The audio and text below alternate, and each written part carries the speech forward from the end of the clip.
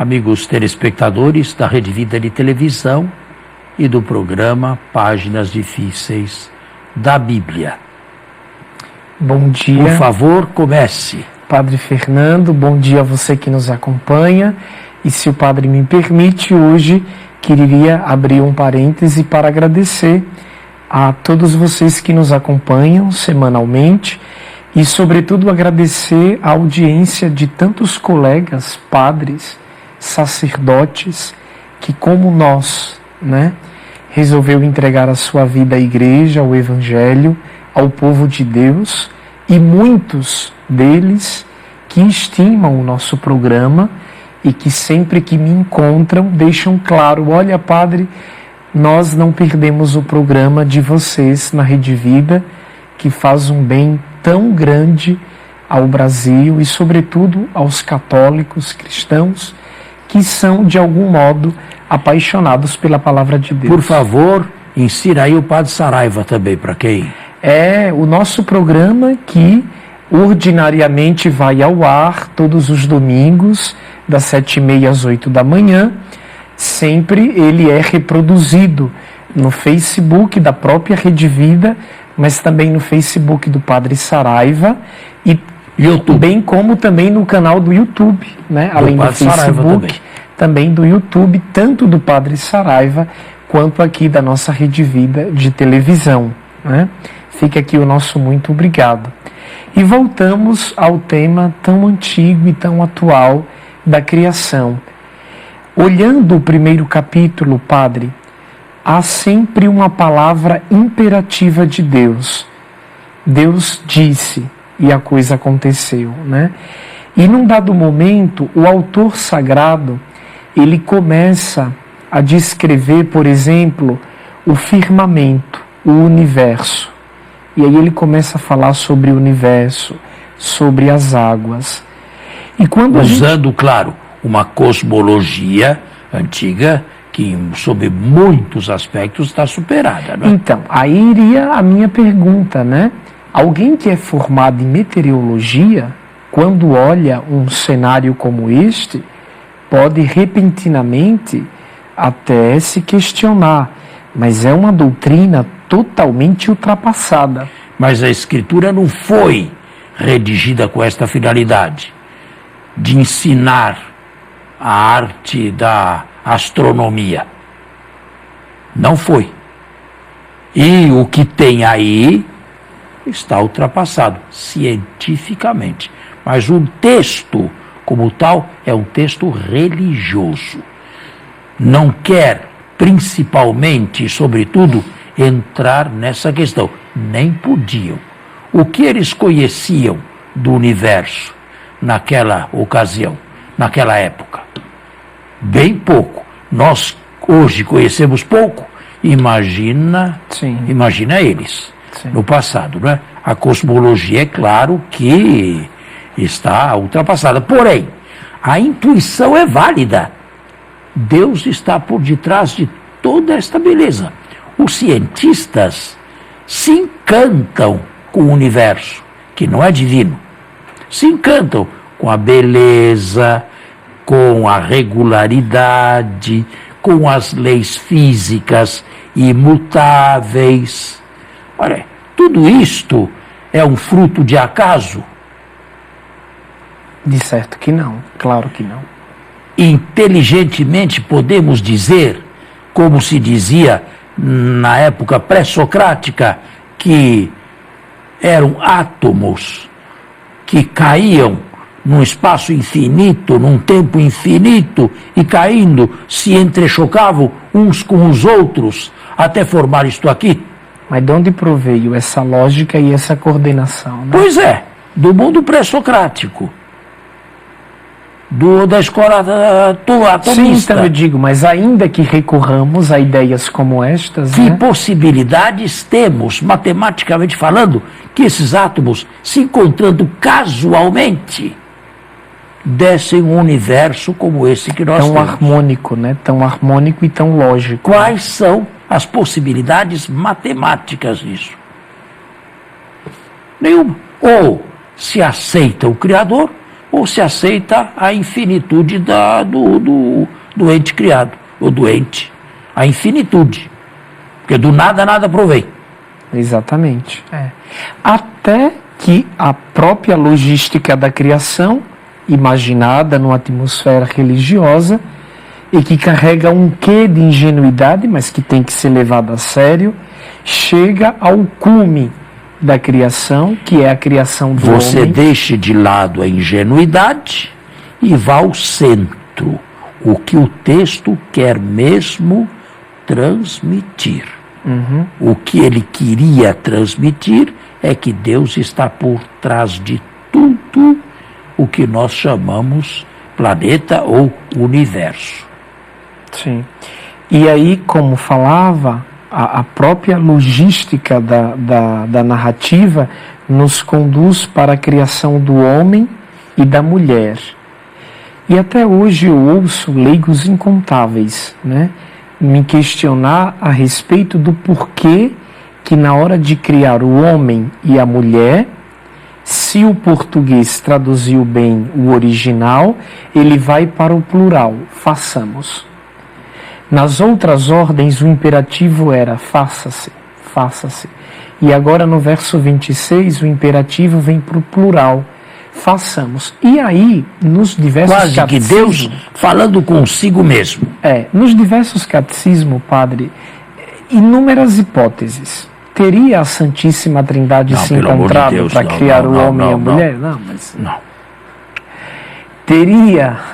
Deus, como que nós poderíamos explicar simplesmente isso? O autor quis mudar o verbo para não ser repetidor e repetir sempre a mesma coisa, como se Deus naquele momento mais solene se concentrasse em si mesmo e dissesse façamos, mas mais do que isso não, pelo amor de Deus, não.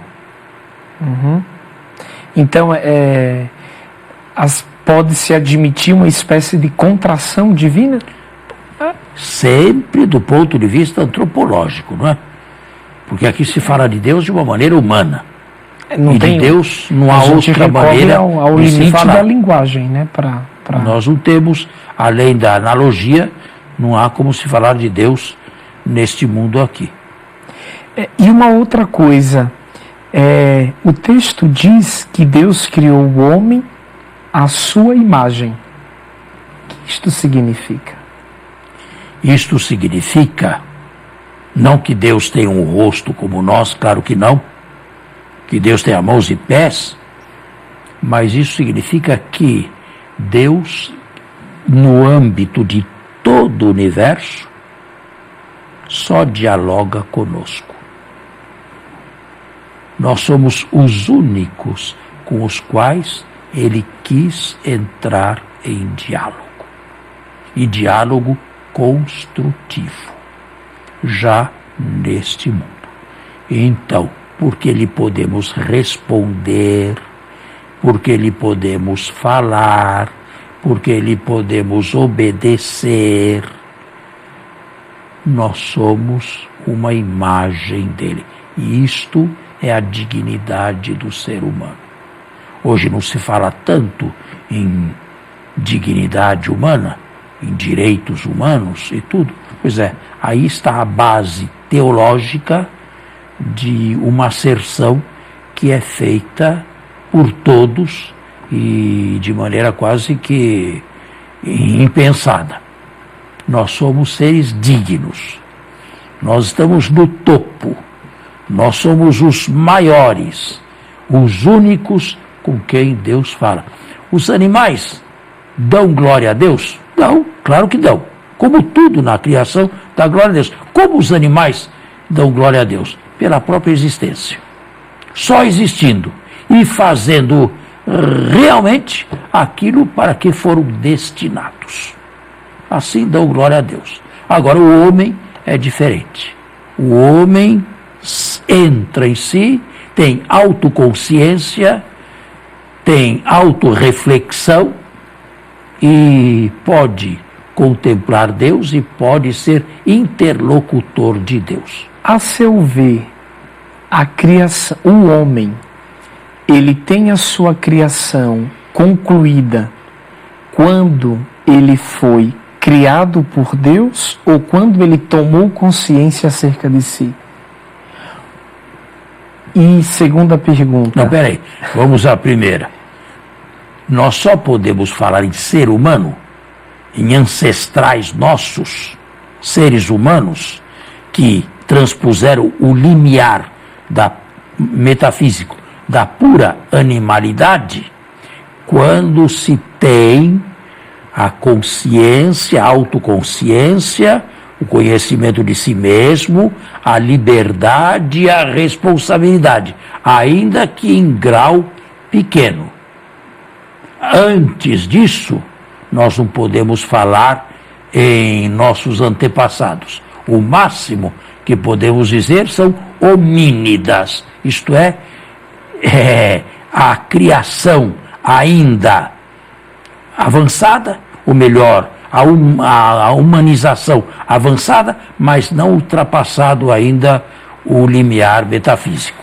Não sei se me dê a entender, mas temos que fazer um intervalo e voltamos. Voltamos. Volta. Falávamos no outro bloco sobre o limiar da progressão humana, né? Eu lhe fiz uma pergunta, se Deus havia criado o homem. E sim, ele criou o homem. Mas a pergunta é, a criação, ela se efetivou como tal por ato do homem existir biologicamente ou por ocasião da sua tomada de consciência e de liberdade? Não, peraí. Antes do ser humano, já havia esse planeta aqui. Já havia dinossauros, já havia animais, já havia vegetal, já havia planta, já havia tudo. Criação do homem. A criação do homem, quer dizer, o surgimento, o aparecimento do homem tem a sua longa história. Agora, nós temos que distinguir nesta longa história de evolução momentos. Eu digo que o ser humano, como tal, só surgiu quando surgiu a consciência reflexa, a liberdade, a responsabilidade moral. Agora, quando isto surgiu, a ciência nunca saberá. Antes disso, nós não podemos, a meu ver, falar de ser humano.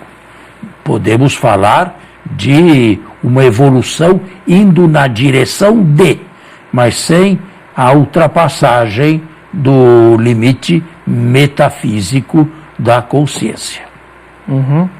Aqui nesse primeiro capítulo... Olha, isto aqui é interessante do ponto de vista científico também, porque existe uma estimativa muito elevada. Sabe o que é isso?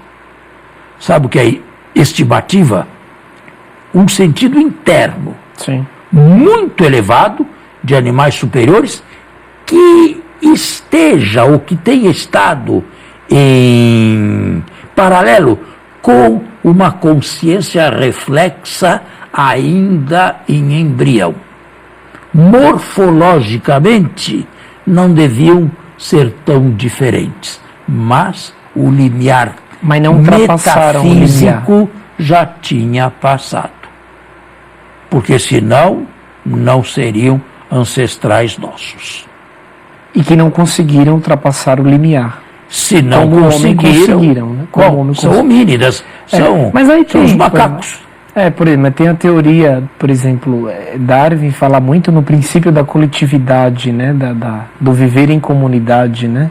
Que é isso que deu também ao homem a capacidade de evoluir. Bom, mas se bem que o texto talvez não queira entrar nisso. Ainda no fim deste primeiro capítulo, que de algum modo é continuado no início do capítulo 2, basta o leitor começar a ler o capítulo 2 a partir do versículo 1, vai ver que é uma conclusão do outro capítulo que parece não ter sido concluído, mas ainda nos últimos versículos do capítulo 1, Deus então abençoa e dá uma ordem ao homem, a que ele cresça e que ele se multiplique. O que ele faz até hoje. Exatamente. E aí a gente pisa num terreno, padre, que a Bíblia dialoga com muitas ciências, né, dentro até da própria teologia, e aí entra naquela questão por um lado, do princípio do controle da natalidade, muito presente em países ricos, e por outro lado ainda vivemos aquela coisa de que quem cria é Deus, a gente pode fazer filho. Teria alguma palavra? Não, o texto não diz nada disso. Mas o texto diz crescer e multiplicai-vos. A problemática era ter filhos e não poder, e não o contrário. Hoje não se quer filhos. Antigamente se queriam filhos e às vezes não se podia ter filhos. De algum modo, essa rebeldia do homem e da mulher modernos contraria o mandamento de Deus? Dentro da consciência de cada um. O concílio tem um texto bonito a respeito da responsabilidade do casal. Quem decide o número de filhos que quer ter é o casal. O diálogo entre o marido e a esposa. Agora, nesse diálogo tem que ser levado, tem que ser ponderadas as questões físicas, questões de saúde, questões econômicas. Há um momento em que o texto conciliar Gaudium et Spes, se não me engano, diz que não podem mais ter filhos. E usa o verbo latino proibir, nequit. Se a pessoa não tem como sobreviver, vai pondo filho no mundo, um por ano. Isso é irresponsabilidade. Certo? Agora, podendo ter e não querendo filho apenas por não querer aborrecimento, por não querer engordar, por questões estéticas, aí eu acredito que já se vá contra a vontade de Deus, não é? Muito bem. Ainda nesse primeiro capítulo, padre, tudo foi criado e também o homem. O homem é colocado aí como dono ou como administrador da criação? Não, nunca como dono. O dono que é o Criador. Um administrador responsável, que está acima de tudo, mas não para destruir tudo. Está acima de tudo para se prover do necessário e continuar a obra da criação, da criação que não foi terminada completamente por Deus. Olha aí, de lá para cá, quanto evoluímos. Então a obra da criação não teve um ponto final. Não teve. O melhor, teologicamente ou cristologicamente, alguns padres disseram que sim, com a ressurreição de Cristo. Aí um novo céu e um novo horizonte e um novo fim superior, escatológico, que antes não tinha, apareceu. Uma coisa que me chama muito a atenção é a fotografia que a gente pode colher de uma leitura atenta deste primeiro capítulo e uma outra fotografia que não é a mesma, que a gente poderá também colher do segundo capítulo. No primeiro capítulo, é imaginado aqui na cabeça do autor ou dos autores um jardim bonito, com flores, com água, com plantas, com frutos. Mas a Palestina é terra seca. De onde proveio, muito provavelmente, esta imaginação? Não. O primeiro capítulo é made in Babilônia. Tudo é água inicial, tudo é caos aquático. É Deus que distingue umas águas de outras águas. O segundo capítulo é seco. Deus cria do pó da terra. Deus faz um boneco do pó da terra, não entra água. Depois só que aparece um Éden com uma fonte e um rio. Mas esse segundo capítulo provavelmente foi criado por judeus que não foram ao exílio, que ficaram em Judá e criaram um capítulo paralelo ao primeiro, made in Judá. Quando se tratou de colocar em comum as tradições, bem, todos queriam estar presentes. E por isto mesmo, as dublagens. Isto é, todo mundo queria ser representado numa obra comum. E que, por ser comum, necessariamente tem que ser imperfeita. Ou melhor, uma obra inacabada. E por que na composição dos escritos ou das tradições colocar essa espécie de duas criações, uma ao lado da outra? Porque os dois grupos queriam estar representados. Cada um tinha uma tradição diferente, uma história diferente da criação do mundo. Aí está a prova de que isto não foi escrito por uma mão só e por uma pessoa só. Muito bem. É isso aí. Está claro? Uhum.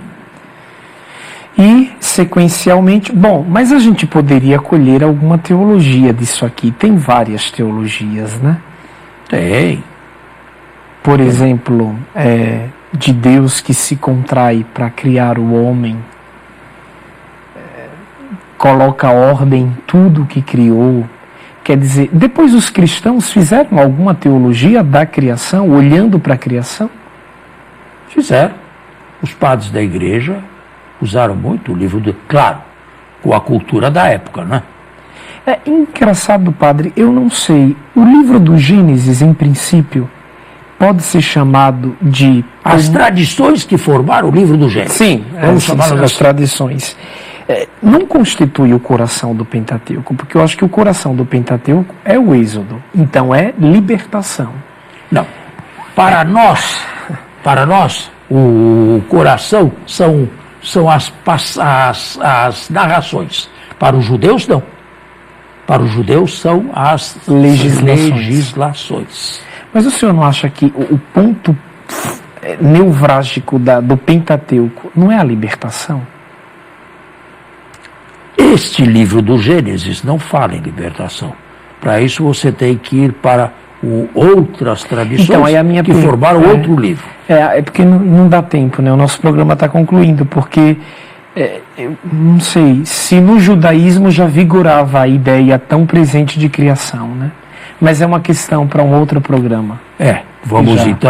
Já concluímos. Vamos então concluir. Está terminado o nosso tempo, mas aqui estaremos, se Deus quiser, conjugando, melhor declinando ou indo a fundo nestas questões bíblicas iniciais e fundamentais, que são a criação e a conservação. Muito obrigado e um bom domingo a todos. Bom domingo a você e a sua família.